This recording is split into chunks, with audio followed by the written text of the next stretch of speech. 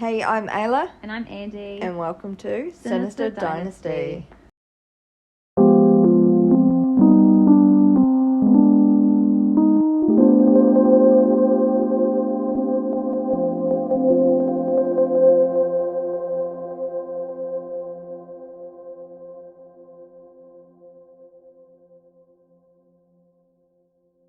George was born in 1840. Another oldie. Yeah, this is quite old. The interesting ones, though. Yeah, sorry, carry on.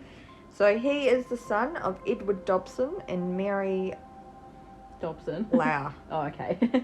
So she would have been a Dobson, though.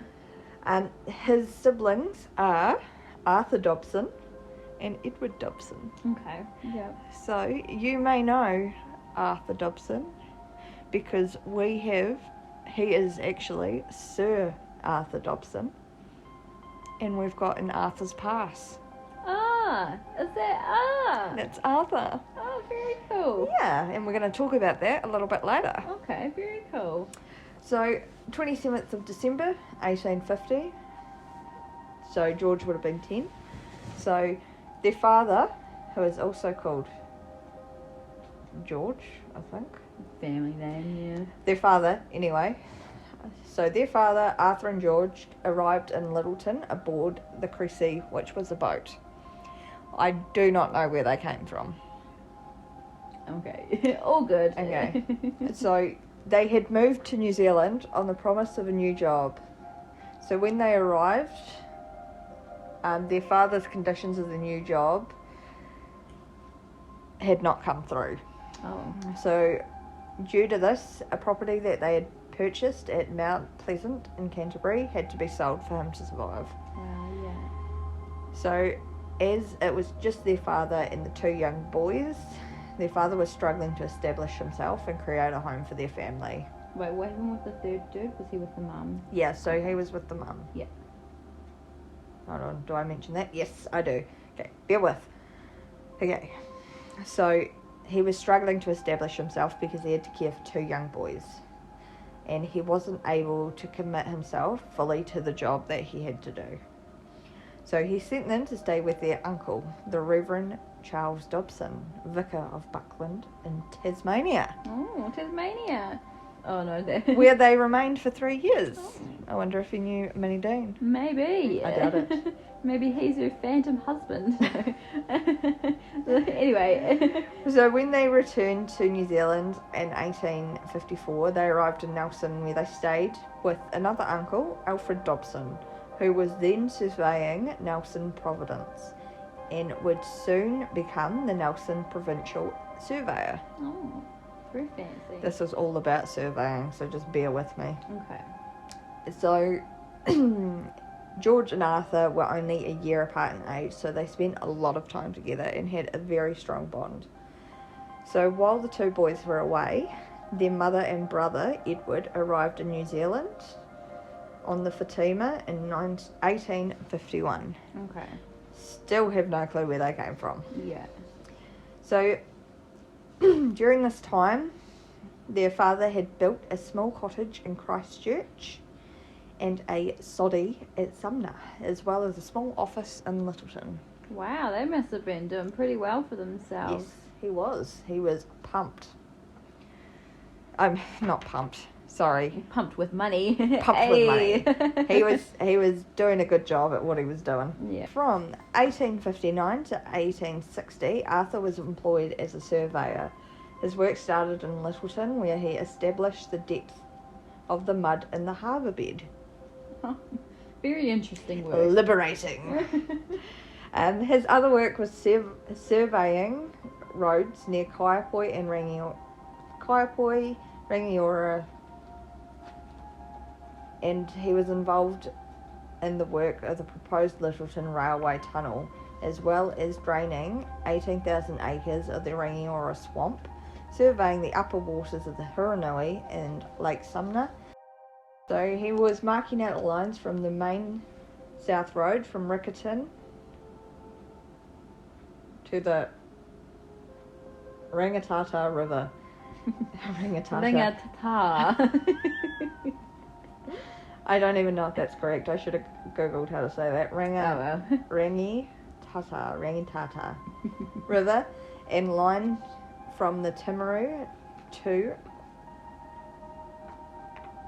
Waitaki River. Sorry. Oh, good.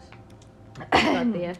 At this time, their brother Edward, who the story's not even about, neither it's not about Arthur either, but at this time, their brother Edward was clearing a rough track through the bush along the old Māori route over the Huranui Saddle, which is now known as Harper's Pass. Harper's Pass. Yes. Arthur's Pass. Harper's. Oh, okay. Yeah. Harper's Pass. No, we haven't even made it to Arthur's Pass Okay. yet. Okay. It'll go full circle, just bear with me. We'll get there. On the 8th of March 1864, Arthur and George left for the Upper Waimakariri. This was where they were setting out road lines. Arthur was tasked with finding if there was an available pass out of the Waimak watershed. Okay, Waimakariri is now going to be known as Waimak. Okay. Out of the Waimak watershed into the valleys running to the east, where they climbed. Edward joined Arthur and they set out into the valley of the Otira, where they climbed 3,000 feet. At this time, the gold rush began. At this time that this was happening, the gold rush had begun, and a committee of businessmen ordered a $200 pound reward for anyone who could find a more suitable pass from Canterbury to the west coast. So George Dobson was sent to examine every available pass between the watershed of the Tiramkau, Waimakariri and the Huranui. Once he had done this, he had determined that Arthur's Pass was by far the most suitable. So that was the pass that Edward and Arthur established. Yeah. This is now known as Arthur's Pass. It was discovered by Arthur, but named by George. Oh, that's nice. So he named it when they asked him what was the most suitable path. Is that Arthur's It was Pass? Arthur's Pass, the one that Arthur discovered. Yeah, nice. So that's how Arthur's Pass became Arthur's Pass. Very cool. In 1864, they constructed a road that connected Christchurch and Hokitika. Edward was in charge with the work, and by July 1866, the road was open to coach traffic, which is a very short amount of time. Yeah. The road ran over Porter's Pass through Cass, along the right bank of the Waimak, to Bearley, up the Bearley, over Arthur's Pass, into Otira and down the Tiramkau. Arthur completed the West Coast Survey in 1866 and then worked for the Nelson government laying out roads through the Mutri Hills and other valleys. This is important. Full circle, bear with. I sound like I'm rambling, No. but bear with. So, 1866, George was working on the road construction in the Grey Valley in his position as a roading engineer. Around this time, the gold rush had brought many people to the coast. John Card and his brothers had cut a new track from their upper store near Dunganville to Greymouth. I don't know where Dunganville is, but righto. Oh, Dargaville. No, Dungan. Oh, no, what's So that one? it's very close to here. I think by it's Tamara, the D one. Dillmanstown. No, it's not that. Dillmanstown. No, it's not that far. I think it was around Parawa. Oh, yeah. So John and George travelled together to the lower store in Marsden. George then set off to inspect the track, which went through the Arnold Township. John made plans to meet with George the following Tuesday to register the track with the council. When George had finished inspecting the track, he met with Edward Fox, a storekeeper and gold buyer. George was offered the option of travelling down the Arnold River by boat, which was faster, but he decided to travel through the bush track, which is now State Highway 7, saying the road wasn't going to inspect itself. Mm-hmm. George didn't show to meet John on Tuesday. Mm. As George was walking home from his meeting with Edward, he was mistaken for Edward Fox. His brother. No. Oh, different Edward. Yeah, so Edward was the storekeeper and gold buyer. Okay, yeah. The Burgess / Kelly gang said about George, he was a nice young fellow, but after we stopped him, we couldn't let him go. So I took him off the road about 200 yards and then I burked him. What does that mean? Strangled. Oh, as you do. As George was led into the bush, he was laughing, saying, "Did you think I was a banker? Here's all I have, some odd £6." It was recalled that he was buried with a compass by the Burgess gang. Oh. By Kelly Burgess. Not Kelly Burgess, I've forgotten his name. Yeah. So Joseph Sullivan, who was a part of the Kelly gang, Yeah. turned himself in when a reward was offered. He then showed the police where the shallow grave was. He also confessed his part in the murder and named the other members of the gang. For doing this, he was rewarded with life imprisonment. Suck it. The other members of the gang were hung in Nelson. The murder of George was one of the first of at least 20 violent murders and robberies of the gang, which was known as the Mangatapu murders. Ah! Which I will cover in another case. Ah, yes, yeah. So full circle there, now we're Yeah. going full circle. Yeah.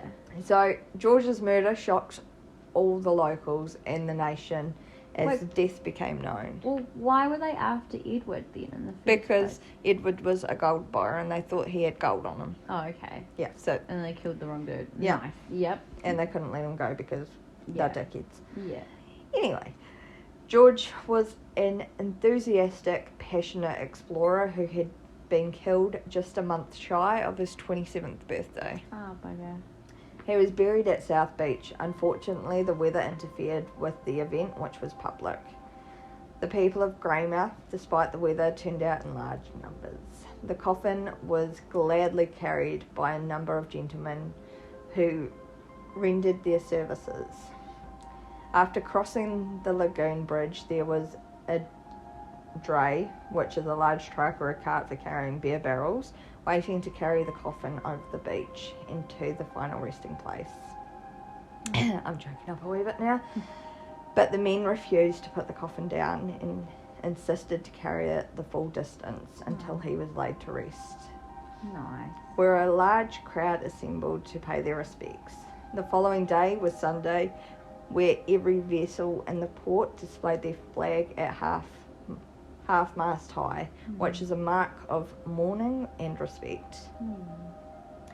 A monument was erected in memory of George, and the town of Dobson was named after him. And the monument is where the town stands, which we was will. Dobson named after him? Yes, Ah. which we will add a picture of the memorial. And I've got an old picture of Dobson, so I wonder if I can take a picture of that and bang that up. Yeah. I'll see how that goes though, because it may Cool. not take very well. Yeah. A tardy recognition came to the Dobson family. A tardy recognition came to the Dobson family services to New Zealand in 1930, where Arthur, the elder surviving brother, was knighted. So that was for all the work that they'd done with the roads. Yeah. Yeah. So he passed away the 5th of March, 1934. Edward was highly regarded as a Māori scholar, and he passed away in October 1934. Oh, the same year. No, His brother. yes. Yeah. His brother. October and March, yeah. Yeah. So, I made a little side note at the bottom. Yeah. A family who had contributed strongly to creating roads through New Zealand. Yeah. In my Imagine that. opinion, all of them should have been knighted. All of them, yeah. Yeah. Well, because they were all contributing to, like you said, just everything. Significantly. They Yeah. all contributed significantly. Yeah. Very interesting. Imagine that, though, just getting mistaken for someone and just dying because of it. Yeah, well, what did it say? He was a nice young fellow, but after we stopped him, we couldn't let him go. That sucks, eh? I mean, you could have. You very easily could have. It's pretty You lost your unlikely life for it. you still would have been caught. Yeah, You wouldn't have been caught anytime sooner. yeah, and you wouldn't have hung in prison. Hung or go to prison. You could, yeah, but yeah. No, they killed other people. Oh, they killed other people. They as killed well. other people. Oh, okay. Well, they definitely would. The Mangatapu murders. Oh, they were the ones that Yes. did that. Ah, We'll get into that though another episode. Yes. Okay. Oh, very cool. Well, not cool, but yeah. It's interesting knowing like A bit of history about things. how it ties in. Yeah. Like such a well-known family was tied into it all. tied into such a messy Yeah. murder by a muppet load of gang Muppets. members. A muppet load of Muppets. Cool. So that was the story of George Dobson and the Dobson family.